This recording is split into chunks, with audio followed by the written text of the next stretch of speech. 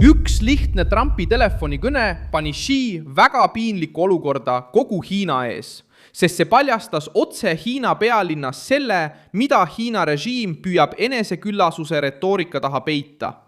Hiina masin vajab tuleviku nimel konkureerimiseks endiselt Ameerika tehnoloogiat. 14. mail 2026 ei pidanud Trump häält tõstma ega kohtumist etenduseks muutma. Ta tegi midagi palju täpsemat. Ta võttis telefoni, kutsus enda juurde Jensen Huangi, Nvidia tegevjuhi ja asetas enda kõrvale mehe, kes juhib maailma kõige ihaldatumaid tehisintellekti kiipe. Just siis tundis Xi lööki. Hiina võib kontrollida tehaseid, survestada turge, kasutada harundasi muldmetalli relvana ja püüda esineda uue globaalse korra peremehena, kuid ta sõltub endiselt Ameerika Ühendriikidest, et toita uue tehnoloogiasõja aju. Kuigi Trumpi vastane meedia püüab kõike näidata pelgalt soodsa sammuna, saatjaskonna küsimusena või kaubandusliku päevakorrana, on tegelikkus palju tõsisem. Trump tõi vaidlusesse Ameerika võimu elava sümboli tehisintellekti, andmekeskuste, kõrgtehnoloogilise arvutuse ja ka sõjanduses kasutatavate süsteemide üle. Xi tahtis oma rahva ees tugevana näida, kui Jensen Huangi kohalolek presença de Jensen Huang näitas, et Peking ei kontrolli veel mängulaua peamist nuppu. Kiipide disain, omandiõigus, intellektuaalomand, kontrollisüsteemid ja luba arenenud tehnoloogia eksportimiseks.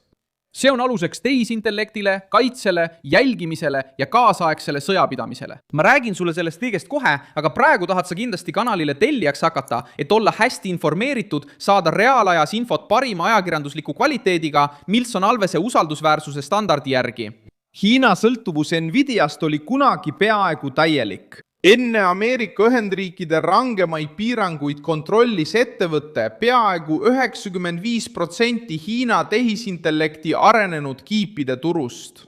Isegi pärast Ameerika survet ja Pekingi katset tugevdada kodumaiseid ettevõtteid, IDC andmetel, mida tsiteeris Reuters, jäi Nvidia 2025 aastal endiselt umbes 55% selle turu osakaaluga, samal ajal kui Hiina tootjad jõudsid ligikaudu 41%-ni.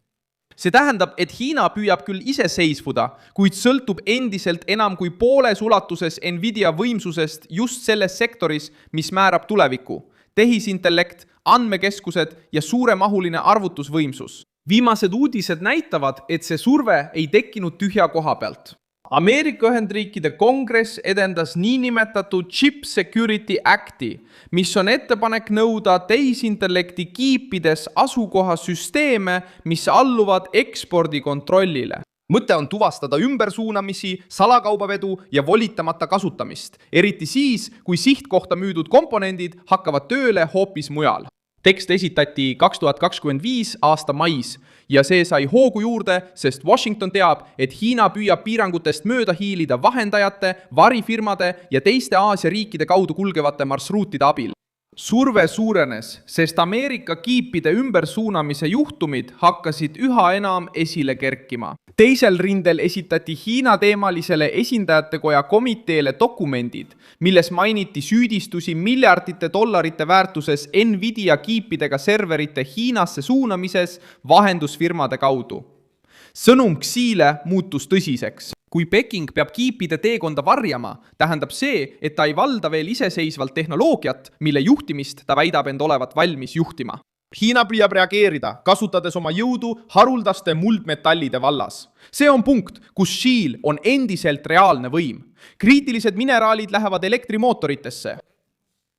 Kaitse, pooljuhid, turbiinid, radarid ja kõrgelt täpsed seadmed. Kuid ka sellel relval on piir.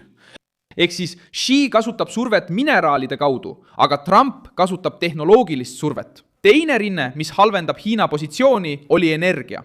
Pekingi kohtumise ajal andsid Ameerika ametnikud märku, et Xi näitas üles huvi suurendada energiaostusid Ameerika Ühendriikidest, sealhulgas Ameerika naftat. Mainiti ka Alaskat. Selgitus on lihtne. Hormuzi väina kriis muutis Hiina sõltuvuse Lähis-Idast riskantsemaks. Reuters teatas, et Valge Maja käsitles seda vestlust kui viisi vähendada Hiina sõltuvust Hormuzi väinast. Juba ainuüksi see, et teema arutlusele tuli, näitab, et Hiina on surve all marsruutide tõttu, mida ta täielikult ei kontrolli. See ongi see punkt, mis paneb seose väljastpoolt väikese, aga seest tohutuna paistma. Trump ei tegelenud ainult ühe kaubanduskohtumisega.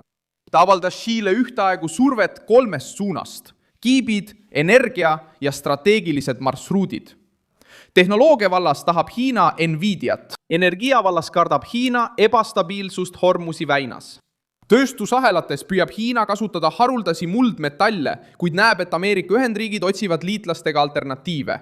Pinžete tõttu, mis hõlmab Iraani, laevu, sanktsioone ja naftat, vajab Hiina nüüd stabiilsust just seal, kus tema kõige problemaatilisemad liitlased ja partnerid aitavad riski suurendada. Asjalugu näitab, et riik, kes kontrollib kriitilist tehnoloogiat, kontrollib tavaliselt ka võistluse tempot. Külma sõja ajal kasutasid Ameerika Ühendriigid ja nende liitlased ekspordipiiranguid, et piirata Nõukogude Liidu juurdepääsu arenenud arvutitele, täppisseadmetele ja strateegilistele tehnoloogiatele. Nõukogude Liidul oli territoorium, relvad, energia ja propaganda, kuid tal oli raskusi lääne tehnoloogilise hüppega sammupidamisel. See mahajäämus ei kukutanud Moskvat üksi, kuid aitas suurendada konkurentsi hinda. Nüüd on sama loogika tagasi, kuid teises kuues. Lahinguväli ei ole enam ainult tank või rakett. See on kiip, tarkvara, andmekeskus, tehisintellekt ja tarneahel.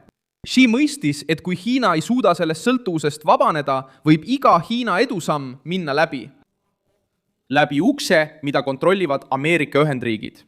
Teised riigid näitavad samuti, kuidas see võitlus toimib. Jaapanist sai pooljuhtide hiiglane, kuid 1980-ndatel sattus ta Ameerika surve alla, kui Washington mõistis, et Jaapani tööstus ohustab Ameerika Ühendriikide majanduse tundlikke valdkondi.